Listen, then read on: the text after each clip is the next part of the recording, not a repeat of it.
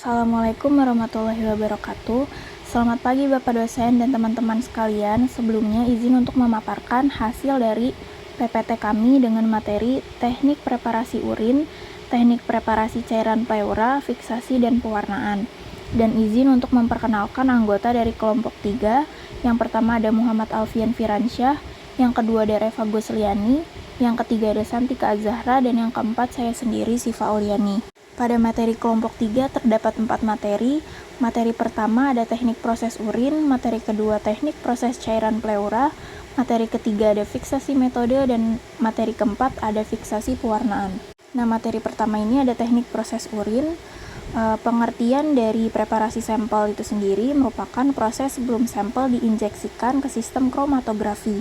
Tujuan preparasi sampel yaitu untuk meminimalkan adanya pengotor yang akan mengganggu proses analisis dengan mengeliminasi komponen-komponen selain analit. Selanjutnya ada tujuan dari PPT yang kami buat.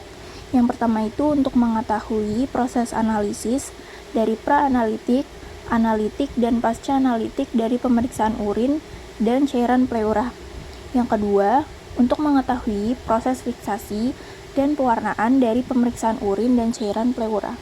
Selanjutnya ada definisi dari urin.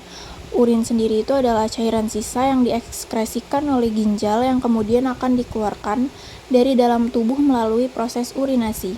Selanjutnya ada teknik pengambilan sampel.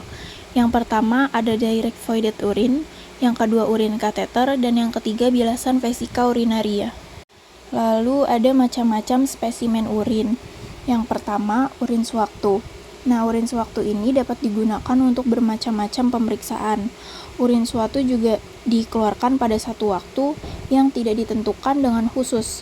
Urin sewaktu ini biasanya cukup baik untuk pemeriksaan rutin. Yang kedua, ada urin pagi pertama.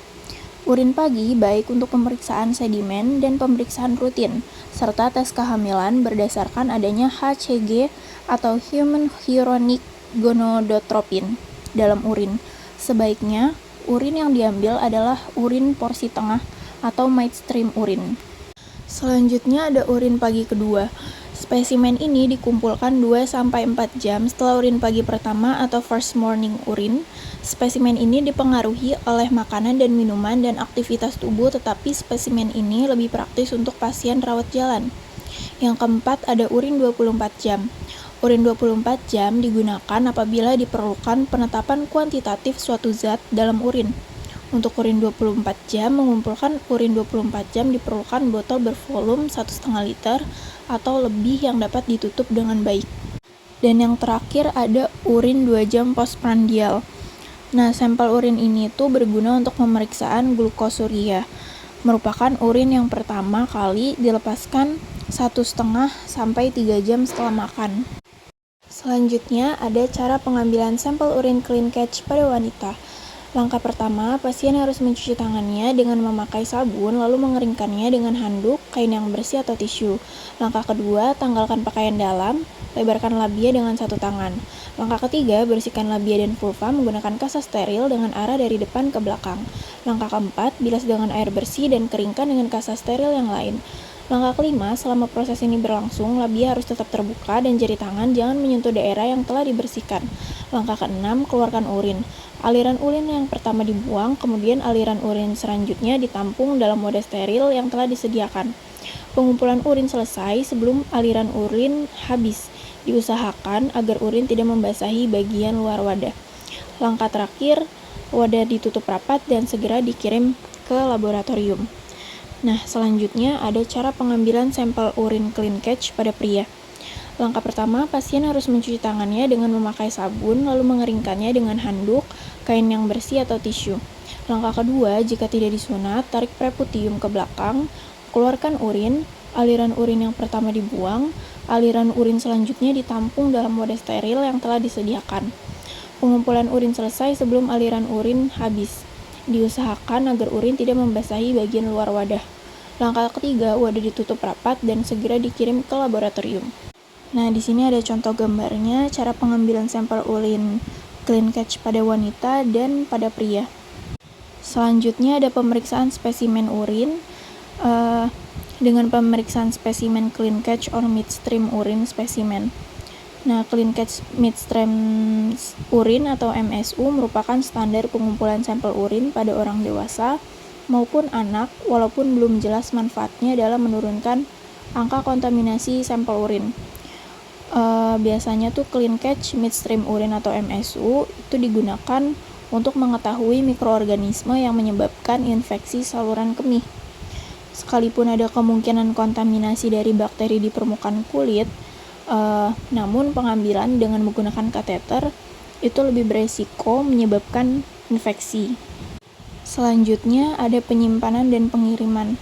Yang pertama, penyimpanan dan pengiriman dalam waktu 1 jam pada suhu ruang. Yang kedua, apabila tidak memungkinkan, maka dapat menyimpannya dalam lemari pendingin dalam waktu 24 jam. Yang ketiga, gunakan urin transport tube atau sterile container urin transport tube. Baiklah, selanjutnya ada teknik proses cairan pleura. Pengertiannya, pleura adalah membran serosa yang licin, mengkilat, tipis, dan transparan yang melapisi dinding paru-paru dan dinding dada.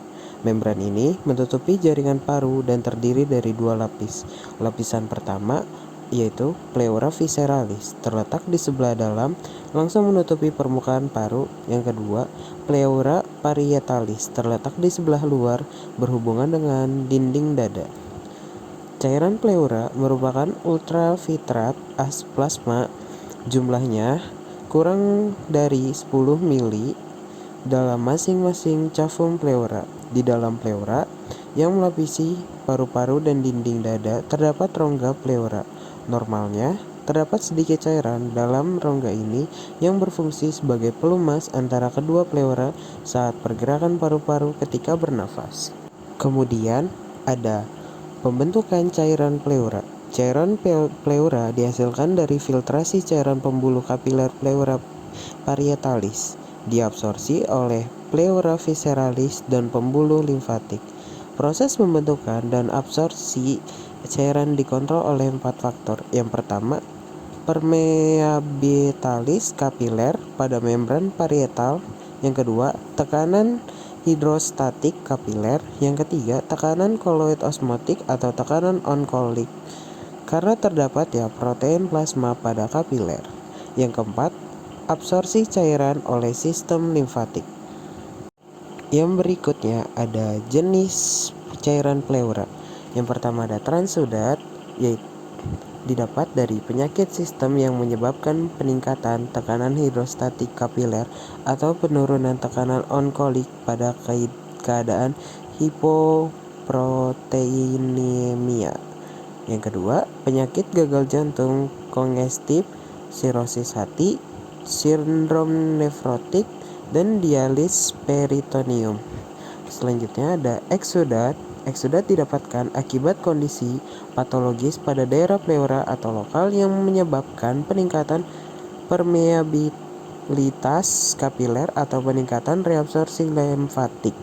Selanjutnya ada infeksi bakteri dari pleuritis exudativa, tuberkulosis, infeksi virus, parasit, jamur, neoplasma, dan penyakit imunogolik atau pleuritis, lupus, dan sarkoidosis.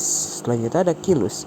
Kilus didapatkan akibat kebocoran pembuluh limfatik, yaitu ductus thoracis major.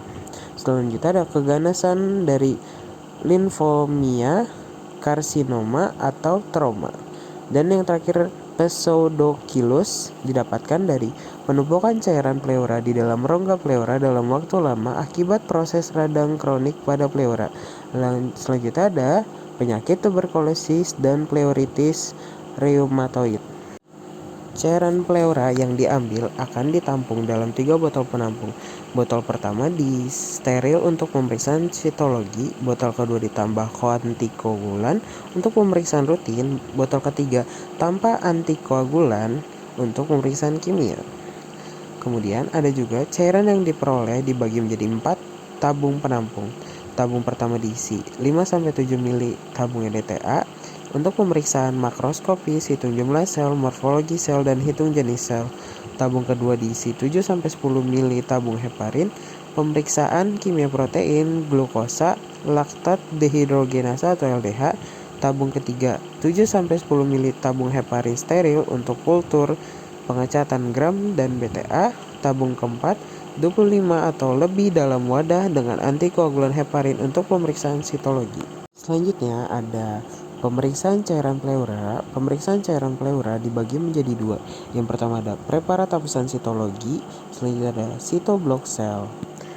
Preparat hapusan sitologi, cara kerjanya yaitu pertama, sentrifuge cairan pleura dengan kecepatan 2000 rpm selama 5 menit sehingga tampak endapan dengan cairan yang jernih. Kemudian sisa cairan pleura dibuang secara hati-hati dan disisakan endapannya. Endapannya dipisahkan ke objek gelas dengan pipet atau alat yang serupa, kemudian dilakukan hapusan dengan menggunakan salah satu objek gelas yang lain. Kemudian ada pemeriksaan yang kedua, ada sitoblock cell. Sitoblocks adalah pengambilan fragmen jaringan dari spesimen sitologi untuk dibentuk ke dalam blok parafin yang meliputi proses fiksasi, penjernihan atau clearing, terus impregnasi, pengeblokan atau embedding, pemotongan, pengecatan, dan diperiksa di bawah mikroskop. Kemudian ada perbandingan pemeriksaan cairan pleura. Yang pertama ada keuntungan yang didapatkan dari preparat hapusan sitologi, yaitu mudah, cepat, dan sederhana. Yang kedua ada dapat dilakukan pada beberapa pasien dalam waktu singkat. Yang ketiga dapat dilakukan sebagai tindakan massal. Yang keempat efektif untuk diagnosa tumor saluran pencernaan, paru, saluran kemih, dan lambung. Selanjutnya ada keuntungan sitoblock cell. Yang pertama ada sediaan sitologi lebih mudah dinilai oleh ahli patologi. Yang kedua, ketersediaan blok sel memungkinkan untuk dilakukan pemotongan berulang yang lebih banyak. Yang ketiga, ada memanfaatkan sisa material yang menggumpal seperti fragmen jaringan. Dan yang keempat, penyimpanan blok sel lebih mudah. Fiksasi metode dan pewarnaan. Fiksasi merupakan usaha manusia untuk mempertahankan elemen-elemen sel atau jaringan agar tetap pada tempatnya dan tidak mengalami perubahan bentuk maupun ukuran, dan mencegah degenerasi sel. Bahan atau larutan fiksasi yang sering digunakan dalam sitologi antara lain yaitu ada alkohol atau etanol dan metanol atau metil alkohol. Selanjutnya ada beberapa cara kerja dari fiksasi. Yang pertama itu ada fiksasi basah menggunakan 95% etil alkohol atau etanol. Dan yang kedua ada fiksasi kering yaitu untuk gimsa. Ketiga ada spray fixation. Jarak antara spesimen dan spray jangan terlalu dekat. Selanjutnya ada cara kerja dari gimsa. Bahannya yang digunakan yang pertama ada larutan gimsa. Yang kedua larutan fosfat yaitu dengan pH 6,8. Yang ketiga ada metanol. Prosedur kerjanya yang pertama fiksasi metanol selama 5 menit. Yang kedua keringkan di udara. Yang ketiga tetesi dengan pewarna gimsa dengan perbandingan 1:4. Yang keempat cuci dengan aquades, setelah itu keringkan di udara. Tujuannya yaitu untuk mengetahui morfologi inti sel atau sel normal atau abnormal atau sel neoplasma, jinak atau ganas. Difiksasinya itu minimal 5 menit. Selanjutnya ada cara kerja dari Papaniculau. Yang pertama itu preparat hapusan dan sitoblok dicelupkan sebanyak 5 kali dalam alkohol 80%, 70%, dan 50%. Kemudian dibilas dengan air mengalir. Preparat dimasukkan ke dalam haris hematokolin selama 5 menit. Dibilas dengan air mengalir selama 5 kali celup. Preparat dicelupkan sebanyak 1 kali ke dalam HCl 0,5%. Lalu dibilas dengan air mengalir dengan 3 kali celup. Kemudian celupkan preparat sebanyak 5 kali ke dalam alkohol 50%, 70%, 80%, dan 95%. Lalu rendam preparat ke dalam larutan orange G6 selama 3 menit. Kemudian setelah itu, preparat dicelupkan sebanyak 5 kali ke dalam alkohol 95% dan rendam preparat ke dalam larutan EA50 selama 3 menit. Kemudian celupkan preparat sebanyak 5 kali ke dalam alkohol 95%. Kemudian rendam preparat ke dalam alkohol 100% selama 1 menit. Dan yang terakhir, rendam preparat ke dalam kilol 1 dan 2 selama 2 menit. Selanjutnya sediaan dikeringkan dan ditutup dengan deck glass. Selanjutnya bisa dilihat dari hasilnya, yang sebelah kiri adalah hasil dari Papaniculaw staining dan yang sebelah kanan ada Gimsta staining. Fiksasi pewarnaan pada metode Diffquick mempunyai 3 reagen. Yang pertama reagen fixatif, yang kedua reagen eosin, dan yang ketiga reagen methylene blue. Dan cara kerjanya itu, yang pertama hapus sampel pada slide lalu dikeringkan di udara. Dan celupkan ke reagen fixatif sebanyak 5 kali, celupkan reagen eosin sebanyak 5 kali, dan celupkan ke reagen methylene blue sebanyak 5 kali.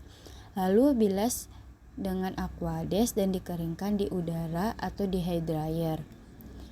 Dan mempunyai hasil pewarnaan Diffquick seperti digambar dan bentuk preparatnya seperti contoh yang digambar.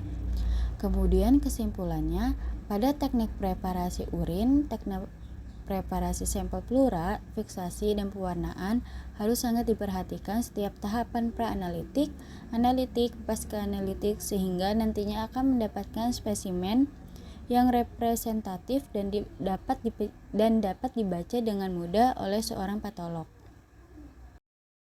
Sekian presentasi yang dapat kami sampaikan.